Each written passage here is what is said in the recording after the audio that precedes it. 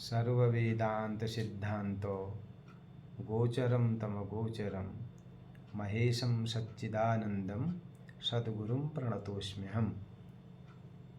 सभी मित्रों का पुनः हार्दिक अभिनंदन एवं स्वागत। मेरे YouTube channel doctor Gopal Krishna Joshi में आप सभी का स्वागत और अभिनंदन है। आज स्वतंत्रता दिवस भी है, साथ ही साथ भारतीय सांस्कृतिक परंपरा के अनुसार आज श्रावण मास का मासांत भी है और कल भाद्रपद मास आरंभ होगा, भाद्रपद संक्रांति होगी। तो इसी विषय में चर्चा के लिए आपके साथ उपस्थित हूँ। भाद्रपद का महीना आरंभ होने वाला है। भाद्रपद शब्द ही अपने आप में बहुत महत्वपूर्ण शब्द है। भद्रानाम पदानाम समूह, अर्थात भद्र माने कल्याणकारी, जिसमें सारे विचार, सारे जो तथ्य आएंगे, जो शास्त्रीय चिंतन आएगा, वो हम सब के लिए कल्याणकारी होगा। और ये भाद्रपद का महीना हम सभी के लिए बड़ा महत्वपूर्ण मास है। ये वर्षा ऋतु तो है ही, भारत कृषि प्रधान देश है। वर्षा की महती आवश्यकता कृषि के लिए रहती है। और साथ ही साथ भाद्रपद का जो महीना है, भगवान श्री कृष्ण के प्रागट्य के रूप में भी इस माह को हम देखते हैं। भाद्र कृष्ण पक्ष अष्टमी को भगवान श्री कृष्ण का अवतार हुआ और उनके अवतरण से इस मास का महत्व और अधिक बढ़ जाता है। और वैसे भी भद्र माने कल्याणकारी, हम वेद मंत्र का भी उच्चारण करते हैं, भद्रम कर्णेभिः आनो भद्राः क्रतवः आदि आदि जो मंत्र हैं, ये कल्याणकारी विचारों के द्योतक हैं। तो निश्चय ये जो भाद्रपद मास है हम सभी के लिए बड़ा मंगलकारी मास है। भगवान कृष्ण का प्रागट्य इस माह में हुआ। और भाद्रपद का जो कृष्ण पक्ष की चतुर्थी है, उसे हम संकष्टहर चतुर्थी के रूप में मनाते हैं। इसी भाद्रपद मास में शुक्ल पक्ष में हरताली पर्व भी मनाया जाता है और सामवेदी उपाकर्म भी करते हैं, जनेऊ धारण करते हैं। और साथ ही साथ बिरुड़ा पंचमी, ऋषि पंचमी, अमुक्ताभरण सप्तमी, दूर्वाष्टमी और नंदाष्टमी जो हमारे कुमाऊं का एक विशेष उत्सव है। साथ ही साथ राधाष्टमी जो हमारा एक शास्त्रीय पर्व है। और भगवान वामन जी की जयंती भी इसी माह में हम मनाते हैं। और साथ ही साथ अनंत चतुर्दशी का दिव्य पर्व भी इसी माह में संपन्न होता है। इसलिए विभिन्न प्रकार के भद्र समूहों को लेकर के, कल्याणकारी विचारों को लेकर के ये माह हमारे पास में आता है। इसलिए इसका नाम भाद्रपद मास भी है। और इस भाद्रपद मास की जो संक्रांति है, इसका बड़ा विशेष महत्व हमारे कुर्मांचल क्षेत्र में है। जैसे हमने आषाढ़ की अपनी जो संक्रांति है, श्रावण की संक्रांति, उसको हम हरेला के रूप में हमने संपन्न किया, मनाया। और इसी क्रम में जो भाद्रपद की संक्रांति है, जब भगवान सूर्य सिंह राशि में प्रवेश कर जाते हैं, तो उस कालखंड को हम भाद्रपद संक्रांति के रूप में मनाते हैं। और सूर्य संक्रांति का यह त्यौहार जो है हमारे वहाँ घृत संक्रांति के रूप में मनाया जाता है। और हमारे कुमाऊनी में उसको घीत्यार भी कहा जाता है। वास्तव में भारत एक कृषि प्रधान देश है और घीत्यार भी जो है कृषि प्रधान भारत देश, वो पशुचारण युग से संबंधित हमारे कुमाऊँ का एक प्रसिद्ध त्यौहार है। इसे कई जगह औलगिया भी कहा जाता है और इस दिन का विशेष महत्व बताया गया है। और हमारे कुर्मांचल क्षेत्र में विशेष परंपरा है। जैसे भाद्रपद की संक्रांति होती है उस दिन प्रातः काल में, और उससे पहला जो आज हमारा मासांत है, मासांत में घृत से बने हुए पकवानों को ग्रहण किया जाता है। और विशेष रूप से हमारे कुर्मांचल क्षेत्र में, हमारे गाँव में मासा बेड़ूरवाट कहा जाता है। और इस प्रकार के मांस के बेड़ू और सुंदर रंग से, जैसे उड़द और चावल के आटे से विभिन्न प्रकार का, विशिष्ट प्रकार का एक भोज्य पदार्थ बनाया जाता है, जिसे हम बेड़ू की रोटी कहते हैं। और वास्तव में एक घृत खाने का आज के त्यौहार में विशेष महत्व बताया गया है, क्योंकि घी जो है आयु का वृद्धि कारक भी माना जाता है।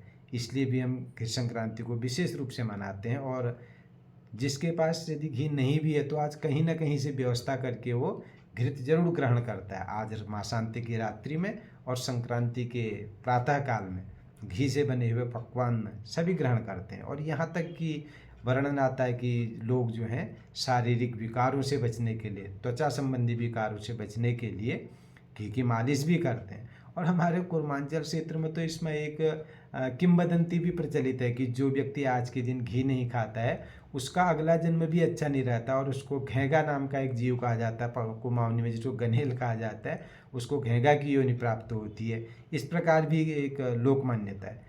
ये तो खैर एक किंवदंती है, लेकिन सबसे बड़ी बात इस त्यौहार में देखने को मिलती है कि लोग घी से बने हुए पकवान ग्रहण करते हैं। और साथ ही साथ जिसके घरों में धिनाली नहीं होती है, गौरस प्राप्त नहीं होता है, उनको भी लोग घी देते हैं। और यहाँ तक भी देखा गया कि ग्रामीण क्षेत्रों में लोग अपने इष्ट मित्रों के पास में जा कर के, पड़ोसियों को और अपने बेटी बहनों को घी, दही और पिनालू के पत्ते, जिसे हमारे वहाँ पिनाऊ गप कही जा, तो पिनालू के पत्ते, केले आदि भी जो हैं भेंट के रूप में देते हैं। और सभी लोग बड़े प्रेम के साथ इस त्यौहार को मनाते हैं और अपने पास पड़ोस में भी त्यौहार बांटते हैं। और निश्चय ये त्यौहार, कृषि संक्रांति का जो त्यौहार है, बड़ा महत्वपूर्ण है।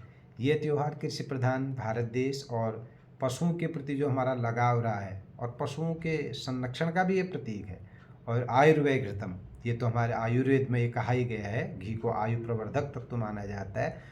और ये विशेष बात यह है कि हमारे प्रत्येक पर्व के पीछे एक बड़ा वैज्ञानिक चिंतन भी निहित रहता है।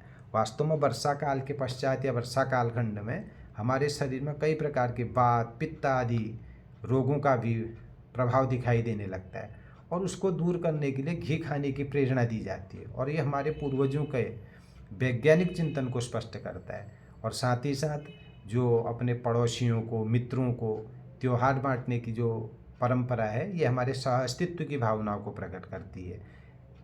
इस पर्व पर विशेष रूप से स्वास्थ्य की सुरक्षा का संदेश दिया जाता है। यहाँ पर कई लोग, जैसे हम कहते हैं कि वो अगला जन्म उसका शुद्ध हो जाता है, गनेल का योनि को प्राप्त करता है, इसके पीछे भी एक बहुत बड़ा चिंतन है। असल में है क्या कि भाद्रपद का जो हमारा महीना है, ये वर्षा काल में खूब घास इत्यादि हो जाती है, पशुपालन करने में भी कोई दिक्कत नहीं होती है। तो इसमें ये भी संदेश दिया गया है कि जो व्यक्ति इस बढ़िया वर्षा के कालखंड में गाय बच्चों का पालन नहीं कर पाएगा, तो वो व्यक्ति इसके माने आलसी व्यक्ति है।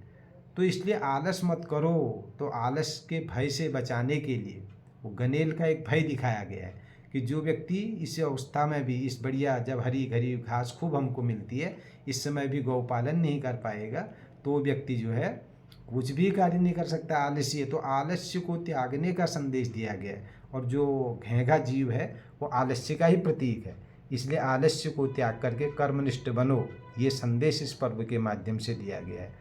और वर्षा काल में क्या होता है कि हमारे जो किसान लोग हैं, जो गांव घरों के लोग हैं, जो ज़मीन से जुड़े हुए हैं, खेती पाती से जुड़े हुए हैं, मिट्टी आदि के साथ उनका संपर्क बना रहता है, और इससे शरीर में कई त्वचा संबंधी रोगों के बढ़ने की संभावना बन जाती है।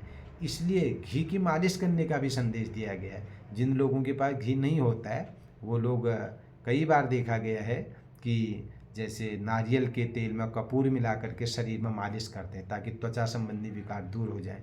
तो हमारे वहाँ पहले तो खूब घी होता था, इसलिए घी की मालिश करने का भी संदेश इस पर्व में दिया गया है। बाकी जो किंवदंतियाँ, उनको ध्यान न देते हुए हमें उसके वैज्ञानिक चिंतन पर ध्यान देना चाहिए। ये इस पर्व का विशेष सूचना हमको मिलती है। यदि हम समग्र रूप से इस पर्व का चिंतन करें और मनन करें और अपने पूर्वजों के चिंतन को समझें, तो ये जो घृत संक्रांति हमारी है, या घित्यार जिसको हम कहते हैं, ये कृषिवाचक पर्व तो है ही है, साथ ही साथ हमारे एक वैज्ञानिक चिंतन को भी स्पष्ट करता है और हमें एक सहअस्तित्व की भावना के साथ रहने का संदेश देता है। जितने भी हमारे कुमाऊनी पर्व हैं, वो चैत्र मास से लेकर के फाल्गुन मास तक, उनका एक शास्त्रीय आधार भी है, साथ ही साथ एक लोक आधार भी है। तो लोक व्यवहार के द्वारा भी हम इन पर्वों को मनाते हैं, उत्सव के रूप में भी मनाते हैं, विशेषकर त्यौहार के रूप में मनाते हैं।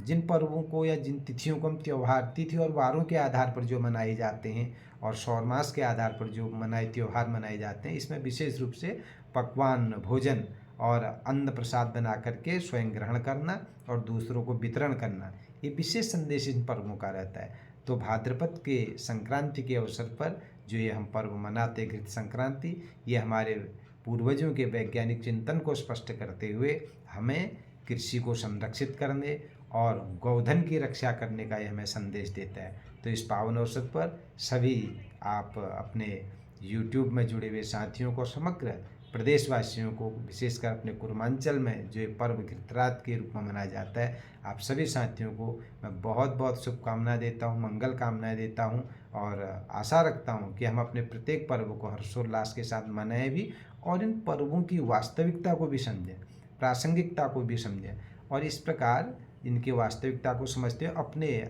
आने वाली जो पीढ़ी है, जो नई पीढ़ी है, उनको भी हम अपनी संस्कृति का हस्तांतरण करें और अपने इन पर्वों की वास्तविकता को बताएं। इसी उद्देश्य से यूट्यूब के माध्यम से आपके साथ में जुड़ने का प्रयास कर रहा हूँ और आशा रहेगी कि आप लोग सब इससे लाभान्वित भी होंगे। और आगे संकष्टहर चतुर्थी है और अभी श्रावण पूर्णिमा जिसको कि हम रक्षाबंधन के रूप में मनाएंगे, उसके विषय पर भी, फिर नंदाष्टमी, राधाष्टमी के विषय में और हरतालिका के विषय में भी हम चर्चा करेंगे। पुनः भाद्रपद के मास के आरंभ के पूर्व संध्या पर आज जो मासांत है, मासांत पर आप खूब घी से बने हुए पकवान ग्रहण कीजिए और कल सुबह भी घी के बने हुए पदार्थों को भोजन के रूप में, प्रसाद के रूप में ग्रहण करें। आप सभी का जीवन मंगलमय हो, आपको घी से दीर्घ आयु प्राप्त हो और आरोग्यता आप सभी को प्राप्त हो। इन्हीं शुभकामनाओं के साथ पुनः आप सभी का अभिनंदन और भाद्रपद के आगमन की, घी त्यार की, घी संक्रांति की आपको पुनः बहुत बहुत शुभकामनाएं।